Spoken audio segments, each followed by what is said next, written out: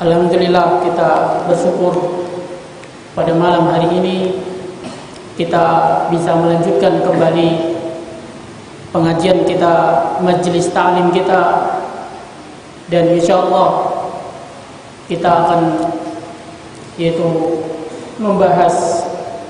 membicarakan tentang majalisun nas, beragam majelis perkumpulan manusia. Jadi saudara muslimin, inilah yang akan kita bicarakan pada malam hari ini. Jadi di luar sana terbentang yaitu majelis yang beraneka ragam, ya, agar kita tahu di manakah kita berada, atau agar kita bisa memilihkan untuk diri kita yang terbaik bagi dunia dan akhirat kita, istri dan keluarga kita. Saudara kaum muslimin, karena hidup ini hanya satu kali, dan demikian pula nyawa ini hanya satu. Sebagaimana perkataan salah seorang salaf ketika dia diajak kepada suatu kelompok, kepada suatu perkumpulan, kepada suatu majelis, apa kata dia? Seandainya aku punya 2 nyawa, maka aku tempatkan 1 nyawaku itu pada kelompokmu atau di majelismu. Aku akan penuhi ajakan dan seruanmu, dan 1-nya aku tempatkan itu pada kebenaran. Ya, tapi sayangnya nyawaku ini cuma 1. Jadi saudara kaum muslimin, supaya kita tidak kalah, supaya kita tidak menyesal, ya, maka mari kita mengikuti penjelasan yang dibahas di dalam kitab ini, yaitu majalisun nas, yaitu majelis ragam perkumpulan majelis manusia. Faqad rawal Bukhari wa Muslim fi sahihaihima. Sebagaimana telah kita sebutkan tadi, hidup ini cuma sekali. Ya, nyawa kita ini juga cuma 1. Ya, maka jangan satu yang paling berharga di dalam hidup kita ini justru kita gunakan untuk membeli sesuatu yang rendah. Ya, seharusnya sesuatu yang berharga. Ya, seorang pembisnismen, ya, pasti dia akan bisa menghasilkan yang lebih berharga dari modalnya. Ya, apa kata sebagian ulama? Kalau ada orang dia bisa membeli sebuah istana yang megah hanya dengan harga 1.000 rupiah, semua para pembisnis akan mengatakan orang ini pintar berbisnis, orang ini pintar belanja. Ya. Dan kalau ada orang membeli sebongkah batu dengan harga 1 miliar, semua orang sepakat orang ini bodoh di dalam berbelanja. Saudara kaum muslimin, ya, inilah dia perumpamaan perbedaan antara orang yang menginfakkan dan menakahkan harta dan nyawanya di jalan Allah untuk meraih kemenangan akhirat, dibandingkan dengan hanya orang yang dia mengejar dunia, tenggelam dalam perkara-perkara yang tidak bermanfaat. Di antaranya adalah kabar-kabar burung. Wala sakka anna man sabaqa yuqiul muslima fi adadil mukhalafat. Dan tidak diragukan lagi apa atau kejadian-kejadian ini pasti akan menjerumuskan seorang muslim dalam banyak sekali pertentangan, pelanggaran terhadap agama. Min zalika, yang pertama di antaranya adalah anna hadza min lagwil kalam. Yang pertama, ini adalah pembicaraan yang sia-sia. Allah SWT berfirman, walladzina hum 'anil lagwi mu'ridun, dan orang-orang yang berpaling dari perkara yang sia-sia. Ya, itu orang-orang yang berpaling dari perkara yang sia-sia. Qala Syekh Syangkiti rahimahullah taala, zakara jalla wa ala fi hadhil ayatil karimah anna min sifatil mu'minin al-muflihin ay radu ma'dil lagwi.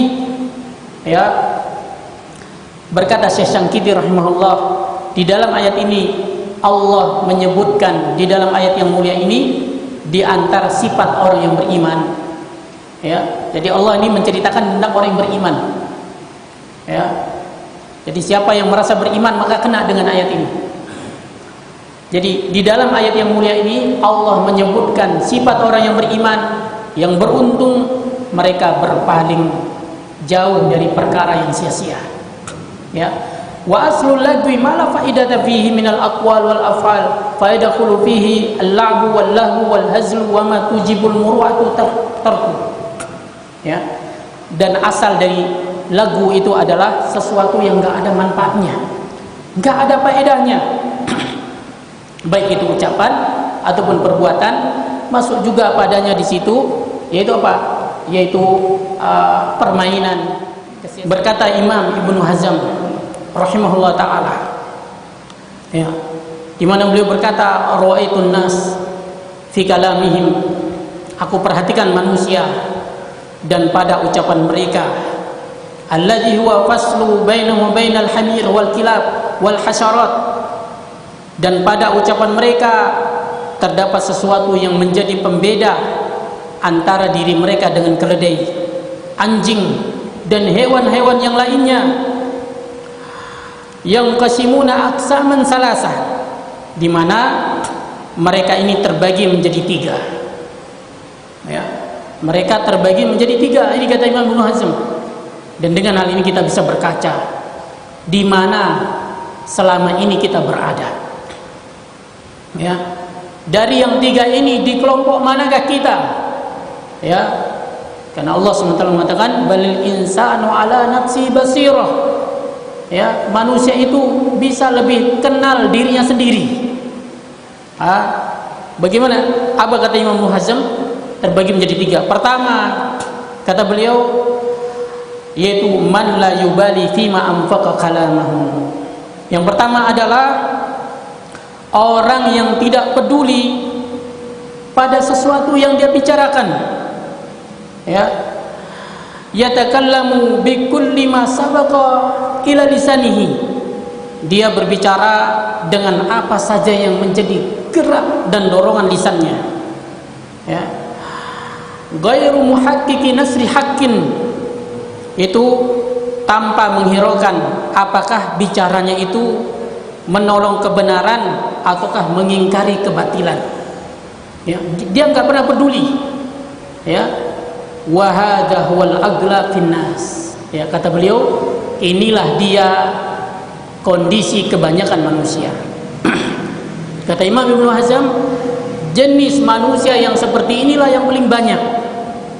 Ya, wa hadha wasani, yang kedua kata beliau, ayatakallama nasiran lima waqa'a fi nafsihi annahu haqqun. Yang kedua itu apa?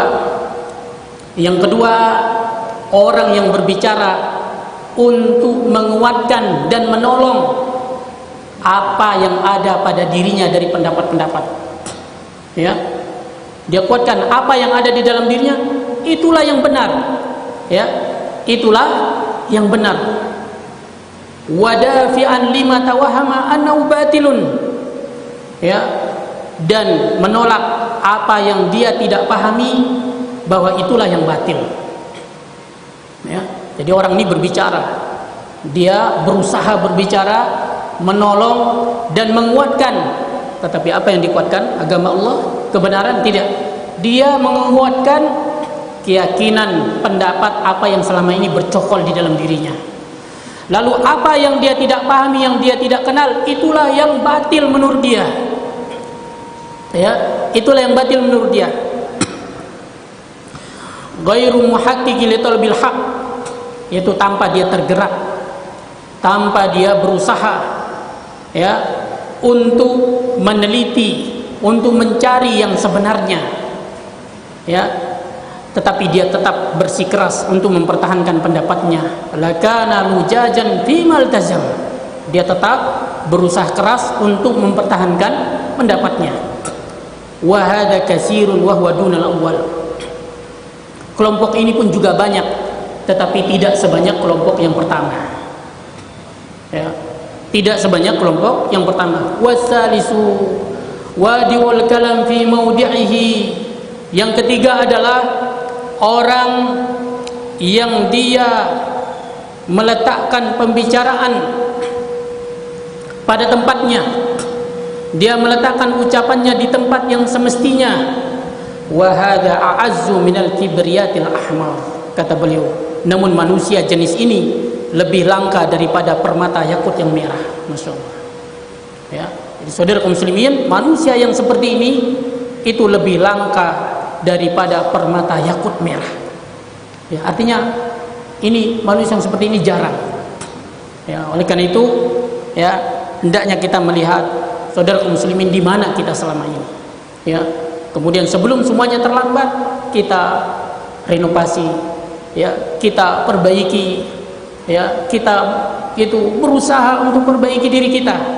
Selagi kesempatan ini masih banyak, ya, selagi masih ada guru-guru kita, masih ada ustadz-ustadz kita, masih ada majelis-majelis ilmu, ya, karena kalau ini sudah tidak ada, berarti kiamat itu sudah dekat. Berkata Umar bin Abdul Aziz rahimahullah ta'ala, man adda kalamahu min amalihi qalla kalamuhu bima yakni. Siapa yang menghitung, membandingkan perkataannya dari perbuatannya, pasti akan sedikit ucapannya kecuali pada perkara yang bermanfaat. Ya. Jadi siapa yang membandingkan antara ucapan yang dia ucapkan dengan perbuatan yang dia lakukan, ya, ini akan mendorong untuk menyedikitkan bicara kecuali pada perkara yang bermanfaat. Imam, ya, itu Imam Malik, ya, rahimahullah ta'ala, beliau berkata, aku tiba di Madinah, ya, aku dapati suatu kaum yang mereka ini tidak memiliki aib. Manakala mereka membuka aib seseorang, maka aib mereka pun menjadi terbuka. Dan aku dapati suatu kaum, dan aku tiba di Madinah, aku mendapati suatu kaum yang mereka ini memiliki aib.